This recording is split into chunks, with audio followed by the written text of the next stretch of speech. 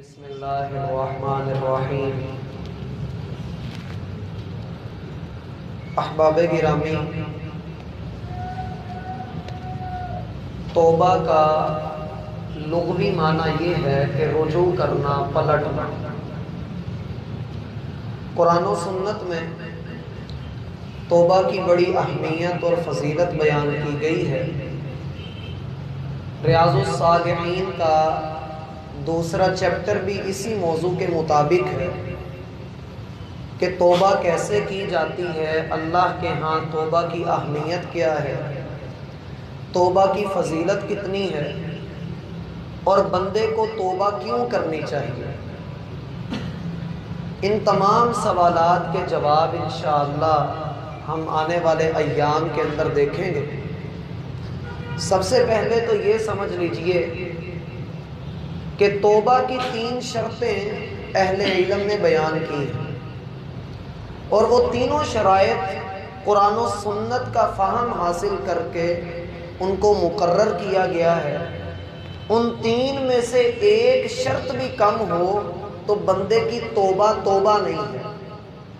ظاہر سی بات ہے کہ جب ہم کوئی عمل کریں گے، وہ عمل تب ہی عمل کہلائے گا جب ہم اس کی شرائط کے مطابق عمل کریں گے۔ جیسا کہ اللہ کے رسول صلی اللہ علیہ وسلم کا فرمان ہے، مفتاح الصلاۃ طہارۃ، مفتاح الصلاۃ الوضوء، نماز کی کنجی، نماز کی چابی طہارت ہے، وضو ہے۔ ایک آدمی وضو کے بغیر نماز ادا کرتا ہے، چھوٹے سے بچے سے بھی آپ فتویٰ لے سکتے ہیں کہ اس کی نماز نہیں ہوئی۔ ایسے ہی توبہ کے بھی کچھ ارکان ہیں اور ان کی تعداد 3 ہے۔ بعض نے 5 بھی بیان کیے ہیں، لیکن ہم مختصر کو لیتے ہوئے 3 کو ذکر کریں گے۔ توبہ یہ ہوتی ہے کہ انسان اللہ رب العالمین کے متعلق یہ جان لے، یہ سمجھ لے کہ میں اس کا بندہ ہوں، وہی میرا پالنہار ہے، وہی میرا رازق ہے۔ اگر میں خطا کروں گا تو وہ مجھے سزا دینے پر قادر ہے۔ ہاں، اگر میں توبہ کر لوں تو میں اپنے اس گناہ کو نیکی میں بدلوا سکتا ہوں۔ اللہ کا فرمان ہے، وَاسْتَغْفِرُوا رَبَّكُمْ ثُمَّ تُوبُوا إِلَيْهِ، اپنے رب سے بخشش طلب کرو، اپنے رب کی طرف پلٹو۔ توبہ اور استغفار 2 الگ الگ چیزیں، یہ بھی ذہن میں رکھیے گا۔ توبہ اور استغفار یہ 2 الگ الگ چیزیں ہیں۔ توبہ یہ ہوتی ہے کسی گناہ کو چھوڑ کر اللہ کی طرف چل پڑنا، اور استغفار یہ ہوتا ہے کہ کسی گناہ کے متعلق اللہ سے بخشش طلب کرنا۔ ہم نماز کے بعد جو استغفر اللہ پڑھتے ہیں، اس کا معنی بھی یہی ہے، اے اللہ میں تجھ سے بخشش طلب کرتا ہوں۔ اللہ کا فرمان ہے، یا ایھا الذین آمنوا توبوا الی اللہ توبۃ نصوحا، ایمان والو اللہ کی طرف توبہ کرو، اللہ کی طرف رجوع کرو، اللہ کی طرف پلٹو، ایسا پلٹنا جسے خالص پلٹنا کہتے ہیں۔ تیسری جگہ پر اللہ کا فرمان ہے، وَتُوبُوا إِلَى اللَّهِ جَمِيعًا أَيُّهَا الْمُؤْمِنُونَ، ایمان والو تم سارے اکٹھے ہو کر اللہ سے توبہ کرو۔ ہم نماز میں اللہ سے کہتے ہیں، الحمدللہ رب العالمین الرحمن الرحیم مالک یوم الدین ایاک نعبد و ایاک نستعین، اے اللہ ہم سب تیری بندگی کرتے ہیں، ہم سب تجھ سے مدد مانگتے ہیں۔ اور قرآن میں سورۃ النور میں اللہ نے فرمایا کہ سارے اکٹھے ہو کر اللہ سے توبہ کرو تاکہ تم لوگوں کو کامیاب کیا جائے، تاکہ تم دنیا میں کامیاب ہو جاؤ، آخرت میں کامیاب ہو جاؤ۔ اور یاد رکھیے، قیامت والے دن بندے کی سرفرازی، بندے کی کامیابی توبہ کے اوپر منحصر ہے۔ اگر اللہ رب العالمین نے بندے کے گناہ معاف کر دیے، اس کی توبہ کو قبول کر لیا تو یہ جنتی ہے، وگرنہ بڑی بڑی عبادتیں کرنے والے اس سے پھنس جائیں۔ اللہ ہمیں محفوظ فرمائے۔ تو توبہ کی 3 شرطیں ہیں۔ پہلی شرط توبہ کی یہ ہے، أَن يَنْدِمَ عَلَى الذَّنْبِ، گناہ کے اوپر شرمندگی کا اظہار کیا جائے، گناہ پر شرمندہ ہوا جائے۔ غلطی ہوئی ہے، گناہ ہوا ہے، وقت گزر گیا ہے، اللہ کی نافرمانی کی ہے، مومن اپنے اس گزرے ہوئے وقت پر جس میں اس نے اللہ کی نافرمانی کی، اس پر ندامت کا، شرمندگی کا اظہار کرے، خفت کا اظہار کرے، پشیمان ہو، پریشان ہو جائے کہ میں نے یہ کیا کر دیا، میں نے رب ذوالجلال کے سامنے اس گناہ کا ارتکاب کیا جس سے کچھ بھی ڈھکا چھپا نہیں ہے۔ اور جس بندے کو یہ شرمندگی ہو جاتی ہے، جس بندے کے اندر ندامت آ جاتی ہے، اللہ کے رسول صلی اللہ علیہ وسلم کا فرمان ہے الندم توبۃ، اصل ندامت جس بندے میں آ جاتی ہے اس میں توبہ بھی آ ہی جاتی ہے، وہ توبہ بھی کر ہی لیتا ہے۔ دوسری شرط یہ ہے کہ بندہ جو گناہ کر رہا ہے، جس کا ارتکاب اس نے کیا ہے، اس سے الگ ہو جائے، فوراً اس سے دور ہو جائے، اس گناہ کو بار بار نہ کرے۔ ندامت اگر ہوئی ہے تو اس کا یہ مطلب نہیں کہ بندہ ندامت اندر سے تو شرمندہ ہو، جیسے داڑھی کٹواتے ہوئے اسے شرمندگی تو ہو، اسے اپنے اس عمل پر شرمندگی ہے کہ میں داڑھی منا ہوں، میرے چہرے پہ داڑھی نہیں ہے، لیکن اس ندامت کے باوجود وہ داڑھی کٹواتا رہے تو یہ توبہ نہیں ہے۔ اپنے اس گناہ کو چھوڑنا بھی ہے، پھر توبہ قبول ہوگی، وگرنہ یہ توبہ قبول نہیں ہے، بلکہ یہ تو اسی شخص کی طرح ہے جس نے ارادہ کیا کہ وہ شراب پیے، وہ شراب پینے کے لیے گیا لیکن جیب میں ہاتھ ڈالا تو پیسے موجود نہ تھے، اب کیا کہتا ہے اللہم انی تبت الیک، اے اللہ میں تجھ سے توبہ کرتا ہوں، یہ تو توبہ نہ ہوئی۔ اس شخص نے تو دھوکہ دینے کی کوشش کی ہے، اس کے پاس وسائل نہیں ہے تو اب کہہ رہا ہے کہ میں توبہ کرتا ہوں، دل میں اس کے یہی بات ہے کہ جب بھی مجھے موقع ملا، جب بھی پیسے آئے میں شراب پی لوں گا۔ ایسے ہی یہ شخص ہے کہ سود کھاتا ہے، اب سود کھاتے ہوئے اس کو اس وقت پتہ لگا کہ یہ تو حرام ہے، اب اس کے اوپر ندامت اور شرمندگی کا اظہار کرتا ہے، لیکن اس شرمندگی کے بعد اگر وہ گناہ کو چھوڑتا نہیں اور کہتا کہ اس میں تو فائدہ ہی بڑا ہے، میں بچوں کی فیسیں کہاں سے ادا کروں گا، میرا کام کہاں سے چلے گا، میرا تو کچھ رہنا نہیں، تو میں پھر مجبور ہو کر اس کو استعمال کرتا ہوں، تو اس کی توبہ نہیں ہے۔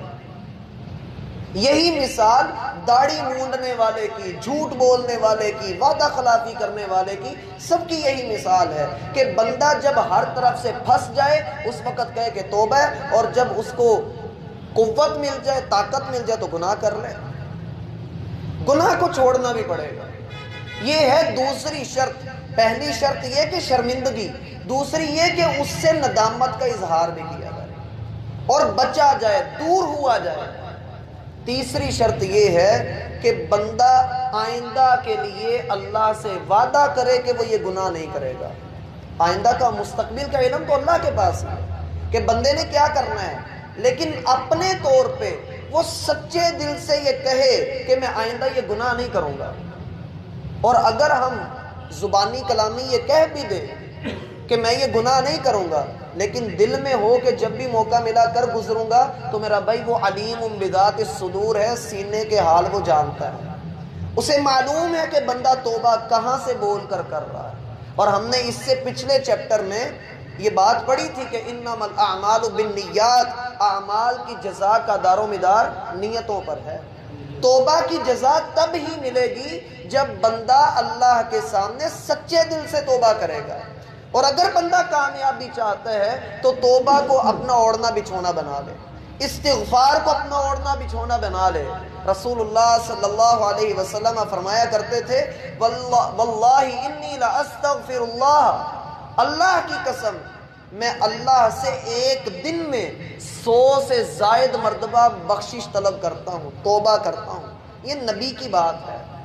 ہم دن میں کتنے گناہ کرتے ہیں جبکہ وہ گناہ بھی نہیں کرتے، وہ خطا بھی نہیں کرتے، ہلکی سی خطا بھی نہیں ہے، لیکن پھر بھی اللہ سے 100 سے زائد مرتبہ اللہ سے معافی اور استغفار کر رہے ہیں۔ ہم اپنی حالت کو دیکھیں کہ ہم کتنے کو گناہ کر رہے ہیں۔ یہ 3 شرطیں کہ ندامت، گناہ کو چھوڑنا اور پھر آئندہ نہ کرنے کا عہد کرنا، یہ آپ کی توبہ ہے اللہ رب العالمین کے ساتھ۔ اللہ کے اور بندے کے جو حقوق ہیں، بندے اور اللہ کے آپس کے جو معاملات ہیں، اس میں اگر غلطی ہوئی ہے تو پھر بندے نے ان 3 شرطوں کو سامنے رکھتے ہوئے توبہ کرنی ہے۔ اور اگر گناہ کا تعلق ہو کسی انسان کے ساتھ، کسی بندے کے ساتھ، تو پھر توبہ کی 4 شرطیں، پھر توبہ کی 4 شرطیں۔ پہلی 3 تو یہی کہ ندامت کا اظہار کرے، اس گناہ کو چھوڑ دے، اور یہ کہ آئندہ نہ کرنے کا ارادہ کرے۔ چوتھا یہ کہ جس بندے کے ساتھ زیادتی کی ہے اس سے معافی مانگے، پھر اس کی توبہ قبول ہوگی، وگرنہ اس کی توبہ قابل قبول نہیں ہے۔ ایک آدمی کی اگر کسی نے غیبت کی ہے تو اس کے بارے میں اہل علم 2 باتیں کہتے ہیں کہ جس کی تم نے غیبت کی ہے، جس جگہ پر بیٹھ کر تم نے اس کی غیبت کی ہے، انہی لوگوں میں دوبارہ جاؤ اور اس بندے کی اچھائی بیان کرو، یہ اس کا کفارہ ہے، اللہ تم سے تمہارے گناہ کو معاف کر دے گا۔ اور اگر تم نے کسی کو گالی دی ہے تو اس بندے کے پاس جاؤ، اس سے معذرت کرو کہ میں نے تمہیں گالی دی تھی، تم مجھے معاف کر دو۔ اور میرا بھائی یہ ایسا گمبھیر اور ہولناک معاملہ ہے کہ اگر یہ چوتھی شرط کہ ہم لوگوں کے ساتھ زیادتیاں کریں، لوگوں کے حقوق ماریں، اور اللہ سے 3 شرطوں کے مطابق تو توبہ کرتے رہیں، لوگوں سے اپنے حساب کتاب کلیئر نہ کریں، تو اللہ کے رسول صلی اللہ علیہ وسلم فرماتے ہیں قیامت والے دن میری امت کا یہ بندہ بڑی نیکیاں، بڑے اجر اور بڑی نمازیں، روزے، صدقے، زکوٰۃ، حج، یہ بڑے بڑے انبار پہاڑ لے کر اللہ کے پاس آئے گا، اللہ اسے جنت دے دیں گے، لیکن کئی لوگ اس کو گھیر لیں گے، اے اللہ اس نے مجھے گالی دی، اس نے مجھے مارا، اس نے میرا ناحق مال کھایا، اے اللہ اس نے میرے مال کے اوپر قبضہ کر لیا، مجھے گالی دی، مجھ پر تہمت لگائی، بہتان لگایا، غیبت کی۔ لوگ اپنا اپنا حق وصول کرنے کے لیے اس کے درپے ہو جائیں گے۔ اللہ رب العالمین اس نیک بندے کی نیکیوں میں سے ان بندوں کو نیکیاں دے کر ان کو راضی کرے گا، اور اس کی نیکیاں کم ہونا شروع ہو جائیں گی، حتیٰ کہ اس کی ساری نیکیاں ختم ہو جائیں گی اور لوگ ابھی اپنا حق لینے کے لیے وہاں کھڑے ہوں گے۔ پھر اللہ رب العالمین ان کے گناہ لے کر اس بندے کے کھاتے میں ڈالیں گے، اور یہی نیک آدمی اوندھا منہ کر کے جہنم کے اندر گرایا جائے گا۔ اس لیے چاہیے کہ بندہ اللہ کے ہاں سچی توبہ کرے، خالص توبہ کرے، اور اگر گناہ کا تعلق کسی آدمی کے ساتھ ہے تو اس گناہ کے بعد اپنے اس بھائی سے جا کر معافی مانگ لے۔ معافی مانگ لینے سے بندہ چھوٹا نہیں ہو جاتا۔ اللہ کے رسول صلی اللہ علیہ وسلم کا فرمان ہے 3 باتیں ایسی ہیں جن پر میں محمد قسم اٹھاتا ہوں، 3 باتیں ایسی ہیں جن پر میں محمد قسم اٹھاتا ہوں۔ ان میں سے ایک بات یہ ہے ما زاد اللہ عبدا الا بعفو، اللہ کسی بندے کو جب عزتوں سے نوازتا ہے تو اس کی معافی مانگ لینے سے بندے کی عزت کم نہیں ہو جاتی، اللہ اس کی عزت بڑھا دیتا ہے۔ معافی مانگ لینے سے بندے کی عزت کم نہیں ہوتی، اللہ اس کی عزت بڑھا دیتے ہیں۔ ایک تو یہ معنی ہے اس حدیث کا، اور دوسرا معنی اہل علم نے کیا کہ اس کا معنی یہ بھی ہے کہ معاف کر دینے سے بندے کی عزت کم نہیں ہوتی۔ اگر کوئی کسی کو معاف کر دیتا ہے تو اس کی عزت کم نہیں ہو جاتی، اللہ اس کی عزت کو بڑھا دیتے ہیں۔ میں گارنٹی دیتا ہوں کہ محمد صلی اللہ علیہ وسلم اس پر قسم اٹھاتے ہیں کہ اللہ کی قسم معاف کرنے سے اور معافی مانگنے سے عزتیں کم نہیں بلکہ زیادہ ہوتی ہیں۔ ظاہر سی بات ہے کہ جب اللہ کے رسول نے قسم اٹھا لی تو اس بات کے جھوٹ ہونے میں، اس بات کے جھوٹے ہونے میں وہی بندہ اس کو جھوٹ کہے گا جس کے ایمان کے اندر شک ہے، اور وہی بندہ اس کو سچا جانے گا جو سچے دل سے اللہ کے رسول کا امتی ہے۔ اور اس میں یہ نقطہ بھی ذہن میں رکھیں، انسان اسی وقت ہی معافی مانگنے میں اور معاف کرنے میں تامل کا اظہار کرتا ہے، دیر کرتا ہے، تاخیر کرتا ہے جب اس کے اندر انا ہوتی ہے۔ وہ اپنی انا میں آ کر دوسرے سے نہ معافی مانگتا ہے نہ کسی کو معاف کرتا ہے۔ یہ انا کا مسئلہ نہ بنائیے بلکہ دوسروں کو معاف کر دیا کریں۔ اگلے منزلیں، اگلی قبر کی جو منزلیں ہیں وہ بڑی مشکل ہیں۔ اللہ ہمارے لیے آسانیاں فرمائے اور ہمیں سچی اور سچی توبہ کرنے کی توفیق عطا فرمائے۔ وما توفیق الا باللہ۔